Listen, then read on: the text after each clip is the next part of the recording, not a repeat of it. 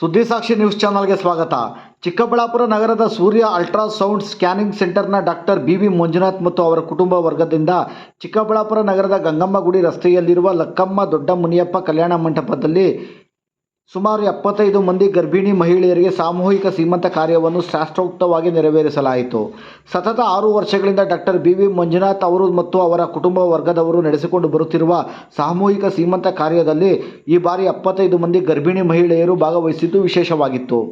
ಹಸಿರು ತೋರಣಗಳಿಂದ ಸಿಂಗರಿಸಲಾಗಿದ್ದ ಕಲ್ಯಾಣ ಮಂಟಪದ ವೇದಿಕೆಯಲ್ಲಿ ಮುತ್ತೈದೆಯರಿಂದ ಗರ್ಭಿಣಿ ಮಹಿಳೆಯರಿಗೆ ಅರಿಶಿಣ, ಕುಂಕುಮ, ಬಳೆ, ಸೀರೆ ಹಾಗೂ ಹಣ್ಣು ಹಂಪಲುಗಳು ನೀಡಿ ಸೀಮಂತ ಕಾರ್ಯವನ್ನು ನೆರವೇರಿಸಲಾಯಿತು. ನಂತರ ಸೀಮಂತ ಕಾರ್ಯಕ್ರಮದಲ್ಲಿ ಭಾಗಿಯಾಗಿದ್ದ ಎಲ್ಲರಿಗೂ ಒಬ್ಬಟ್ಟು ಊಟವನ್ನು ಉಣಬಡಿಸಲಾಯಿತು.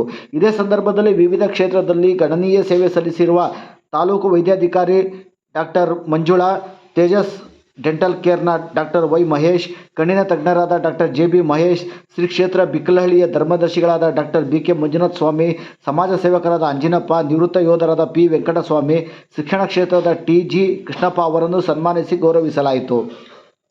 ಸೀಮಂತ ಕಾರ್ಯಕ್ರಮದಲ್ಲಿ ಜಿಲ್ಲಾ ಆರೋಗ್ಯ ಹಾಗೂ ಕುಟುಂಬ ಕಲ್ಯಾಣಾಧಿಕಾರಿ ಡಾಕ್ಟರ್ ಎಸ್. ಮಹೇಶ್, ಜಿಲ್ಲಾ ವೈದ್ಯಕೀಯ ಸಂಘದ ಅಧ್ಯಕ್ಷರಾದ ಡಾಕ್ಟರ್ ಅನಂತು, ಡಾಕ್ಟರ್ ಚಕ್ರಾರೆಡ್ಡಿ, ಆದಿಚುಂಚನಗಿರಿ ವಿಶ್ವವಿದ್ಯಾನಿಲಯದ ಉಪಕುಲಪತಿ doctor M A. Shekhar, S N. Padma, Drakshayini Shekhar, doctor Lakshmi Sundar, doctor Leelavathi, doctor Mallikarjuna, doctor Shivakumar, doctor Venkatesh, doctor ವೈ.ಕೆ.